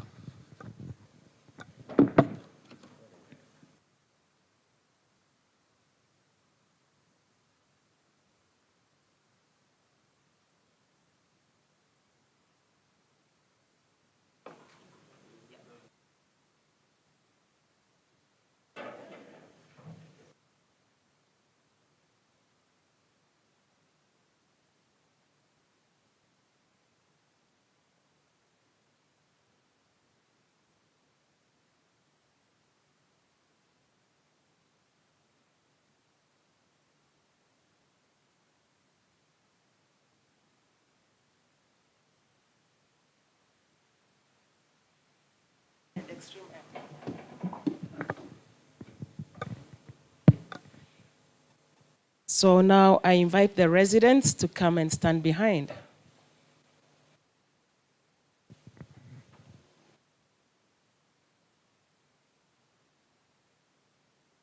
Professor Kitia, your chair is there.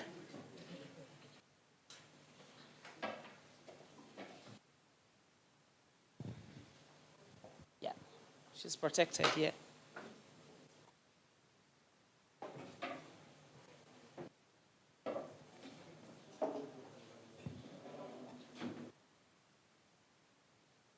That's your chair, Professor. Benji, are you okay? Let's take it away completely. Help him take away the chair, please. Yes. Whatever, at the extreme end. Yes. Yes. Pull in, pull in, pull in, pull in, pull in. Thank you. I'll shift you to this side, in the middle. There. Okay, we are posing like residents, not touching our bosses' heads. Thank you.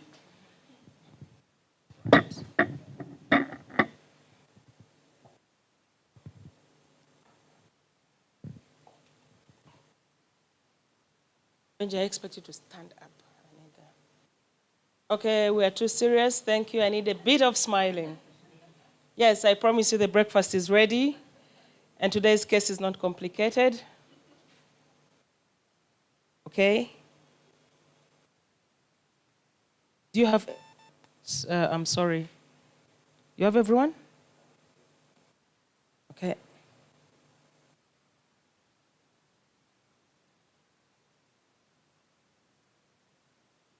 Okay, residents in 1, 2, 3, say bye to the year you're in. Bye! If you don't wave, you'll stay in that year. Thank you.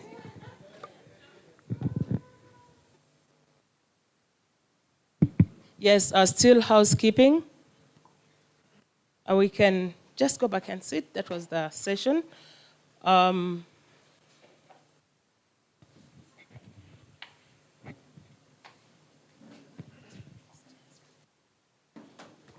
Ladies and gentlemen, as you're taking back your seats, we can't take this for granted from University of Colorado. Professor Kitia, thank you for supporting us even despite the short time notice and everything. Dr. Blessing and Dr. Sembatia, we're speechless about your support that you've given us. And I trust that the residents are going to benefit. In just a sentence or two, Collins, just help me with the second microphone, please. In no specific order, may the residents just in 1 or 2, 3 words tell us something that you've gotten from me. Just a sentence. Give them the microphone. Hey, Jesus. Yeah, that's me. Yes. Yes, I've learned about the omega sign. Okay, thank you. Is that a sentence? Okay. Okay, that's all right. Thank you. I've learned about the intraop use of ultrasound scan, which is something new that I had not seen before. Okay, thank you. If they don't clap for you, they mean that you knew it. Learning points. Learning points. Okay, thank you so much. Dr. Noah Setuba. I have appreciated the use of intraoperative ultrasound because I was wondering why, despite technology like neuronavigation, we still need an intraoperative ultrasound scan. And I think I got the picture from these presentations. Thank you. Thank you. Thank you very much. Personally, I've learned a lot. I don't have enough fingers to count them. Right from yesterday, I've appreciated so much how we've brought up this idea of the ultrasound scan in the brain visualization. I usually used to see it in abdominal visualization. but I had no idea that you do. So it's been a whole learning experience. I also appreciate how I've put a light on the vascular indications for US in the OR and the ICU. Yeah, so it's been a wonderful experience. Just before you go to him, reverse the microphone. There's someone we missed.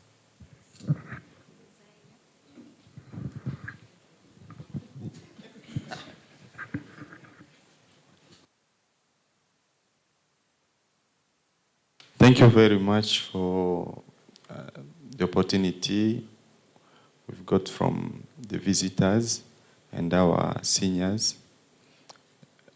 It has been quite interesting period of learning from them from the beginning, meaning yesterday, where we've been talking about the complex skull base surgery, which is quite interesting part of learning for us residents. And also, as of today, it has been another additional learning curve for ultrasound in neurosurgery discipline. So thank you very much.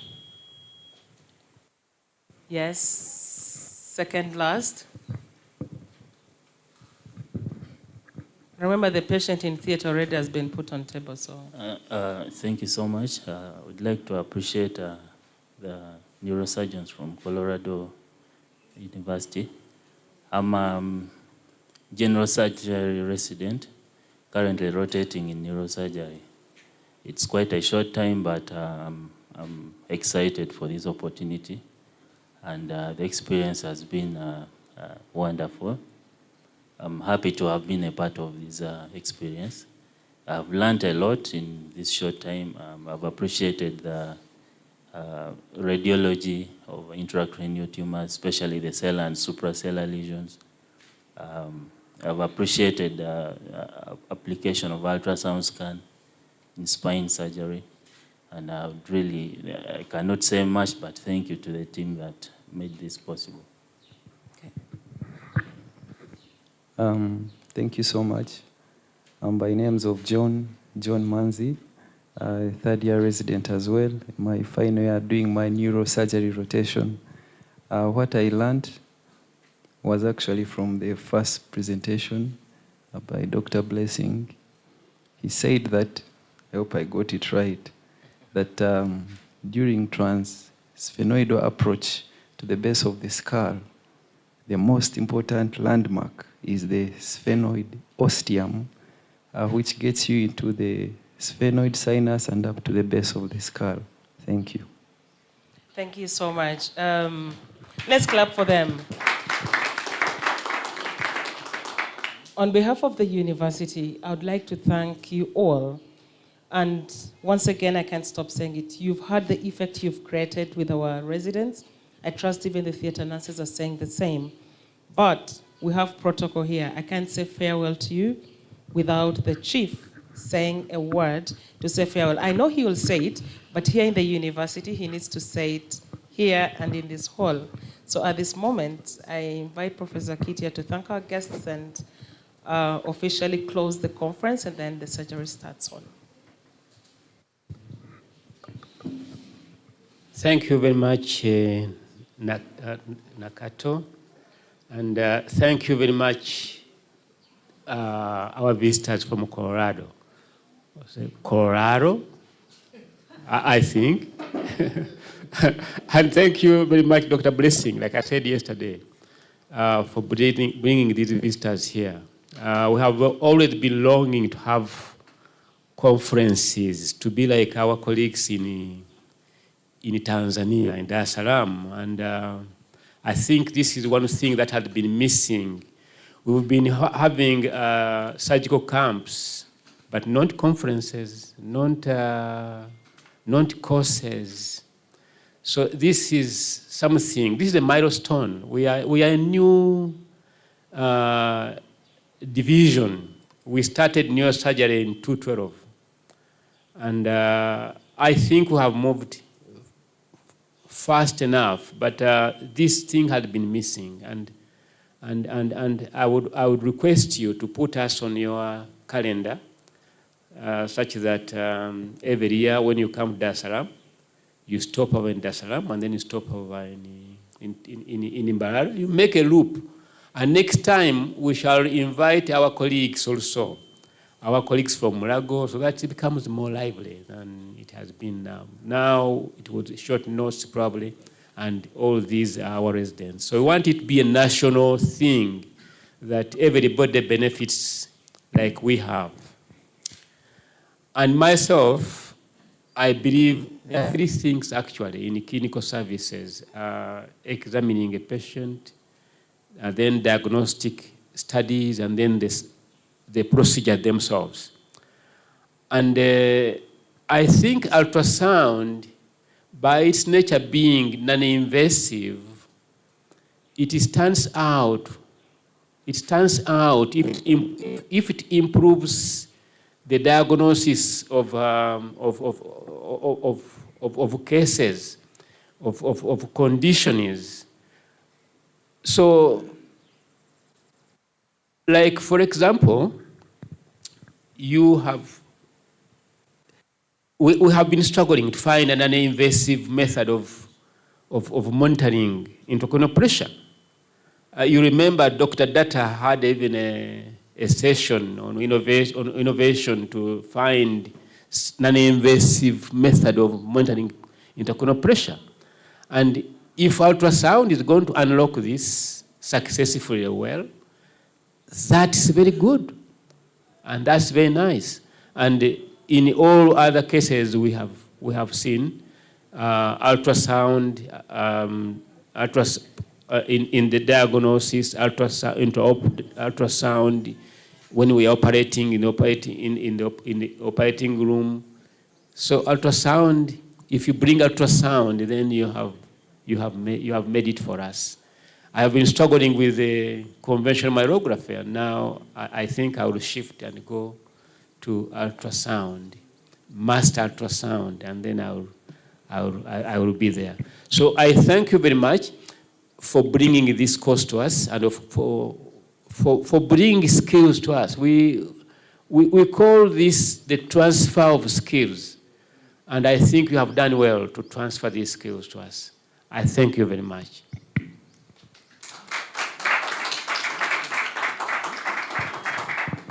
Thank you so much. And in my culture, when the elders speak, you don't speak again. Apart from saying breakfast is ready, and we shall have it in theater this time round as you're getting ready to go into the theater. But also, it's important to let you know that Professor Kitty has said that what you've been speaking as a communication person, I'm hearing French, and I don't mind it, but I'm enjoying it, all those terms, and thank you for scaring me with all the pullouts and everything. But he told me I can be an associate of the surgeons by paying registration and being part of a photographer in surgery. So at this moment, I invite you, we go to theater, and that's the end of us today. Thank you.